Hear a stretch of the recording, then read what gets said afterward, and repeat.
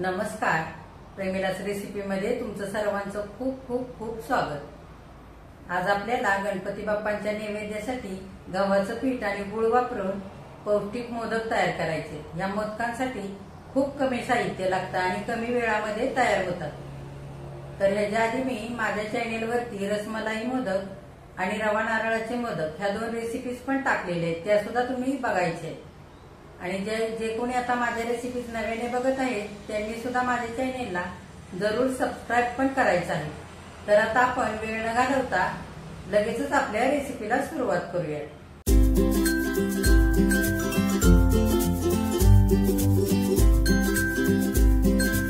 इथे मी 2 वाट्या गव्हाचं पीठ घेतलेलं आहे, ते चाळून घेतलेलं आहे।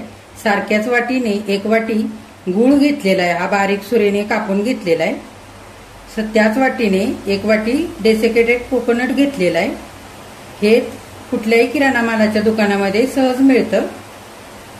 इथे मी 1 चमचा खसखस घेतलेले, 1 चमचा वेलदोडा जायफळ साखर घालून केलेली पूड घेतले।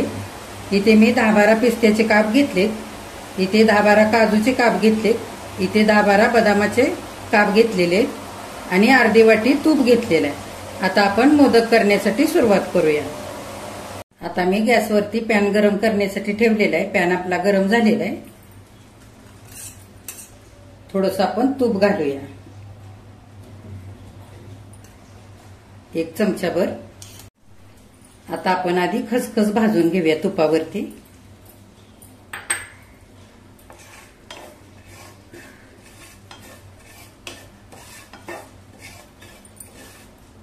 आता खसखस चांगली भाजलेली काढून घेऊया आधी। खसखस काढून घेतलेली आहे मी। आता आपण आणखी तूप घालूया 1 चमचाभर आणि त्याच्यामध्ये काजू बदाम आणि पिस्ते हे पण आपल्याला चांगलं आता परतवून घ्यायचंय।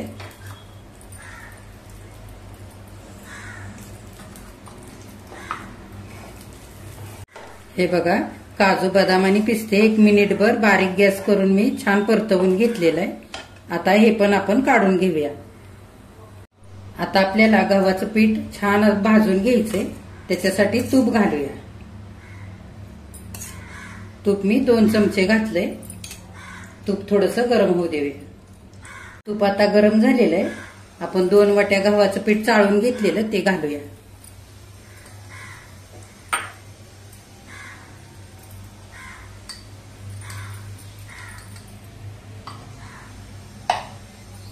आणि तुपावरती चांगलं परतवून घ्यायचंय। छान खमंग परतायचंय आपल्याला, गॅस बारीकच ठेवायचा आहे।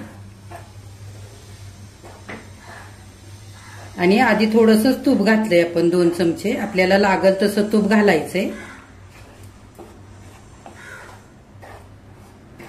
आणि एकसारखं हलवून घ्यायचं सगळं पीठ, म्हणजे करपणार नाही, खाली लागणार नाही। हे बघा, थोडासा रंग पण बदललेला आहे। आता आपण आणखी 2 ते 3 चमचे तूप घालूया। आता 3 चमचे तूप घातलेलं आहे। आता आणखी आपण 5 मिनिटं छान आता हे पीठ चांगलं खमंग भाजून घ्यायचंय। आपण सत्यनारायणाचा प्रसाद करताना रवा भाजतो ना, अगदी तसं हे पीठ भाजून घ्यायचंय, म्हणजे खूप खमंग असे मोदक तयार होतात आणि टिकतातही भरपूर दिवस।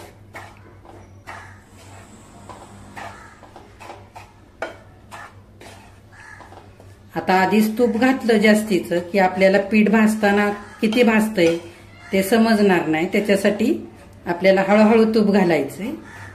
बघा, गव्हाचं पीठ मी आता 10 मिनिटं चांगलं परतवून घेतलेलं आहे, बारीक गॅस ठेवलेला आहे आणि छान खमंग असा सुगंध सुटलेला आहे पिठाचा। आता आपण हे डेसिकेटेड कोकोनट घेतलंय ते घालूया आणि चांगलं एकजीव करून घेऊया। आता आपण आणखी 3 चमचे तूप घालूया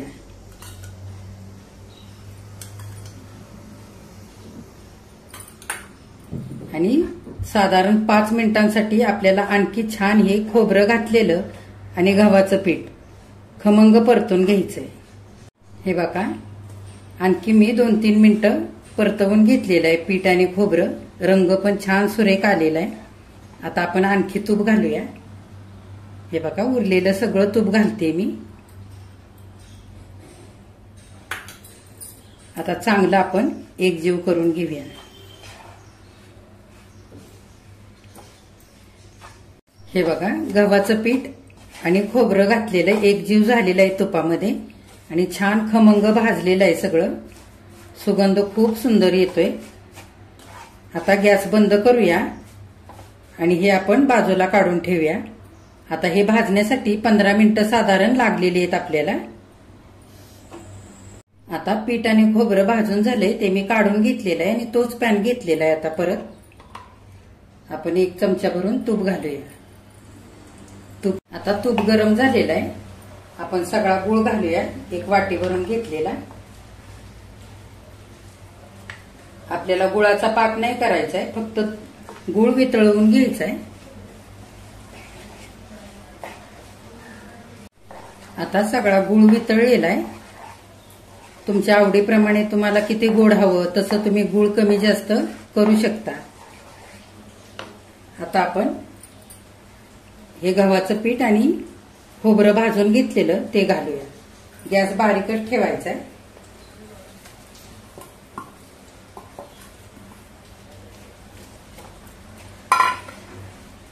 आणि छान एकजीव करून घ्यायचंय. बघा मिनिटभर छान आता हे सगळं मिश्रण गुळामध्ये एकजीव करून घेतलंय. आता काजू बदाम पिस्ते आणि खसखस हे आपण आधी तुपावरती छान भाजून घेतलं होतं ते पण घालूया.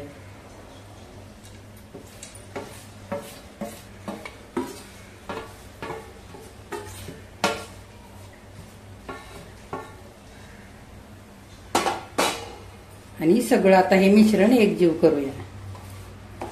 आता सगळं मिश्रण एकजीव झालेलं आहे. आता आपण वेलदोडा आणि जायफळाची पूड केलेली ती घालूया.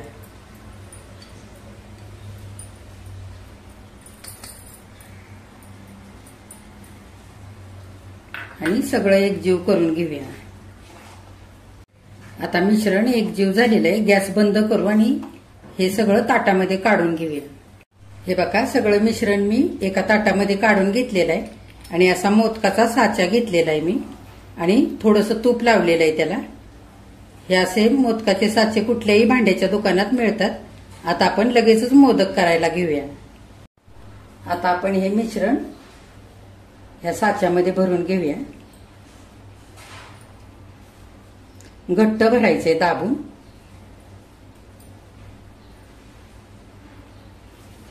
म्हणजे ह्याच्या कळे छान उठून दिसतात.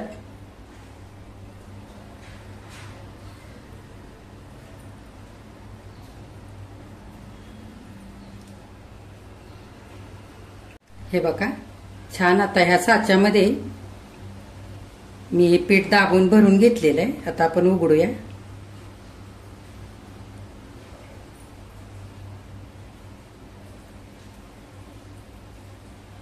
हे बघा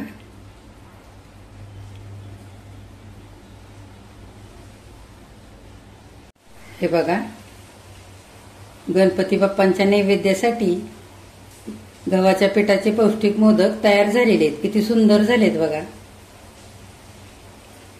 तर हे गव्हाच्या पिठाचे मोदक करताना मिश्रण गरम असतानाच मोदक करायचे, म्हणजे असे छान तयार होतात आणि कळ्याही छान पडतात. जर मिश्रण थोडंफार थंड झालं तर काय करायचं, पुन्हा बारीक गॅसवरती 1 ते 2 मिनिटांसाठी परतवून घ्यायचं, म्हणजे मिश्रण थोडंसं सैल होतं आणि मोदक छान असे करता येतात. तर आता आपण ह्या मोदकांचा गणपती बाप्पांना नैवेद्य दाखवूया.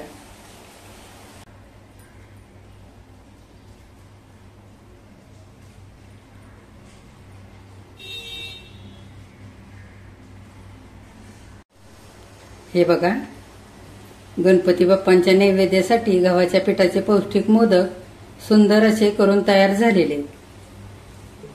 तर हे मोदक करण्यासाठी आपण जेवढं साहित्य घेतलं होतं तेवढ्या साहित्यामध्ये 18 मोदक तयार झालेले आहेत. तर ह्या पद्धतीने आता तुम्ही पण गणपती बाप्पांच्या नैवेद्यासाठी गव्हाच्या पिठाचे पौष्टिक मोदक तयार करा आणि माझ्या चॅनेलला लाईक, शेअर आणि सबस्क्राईब पण जरूर करा.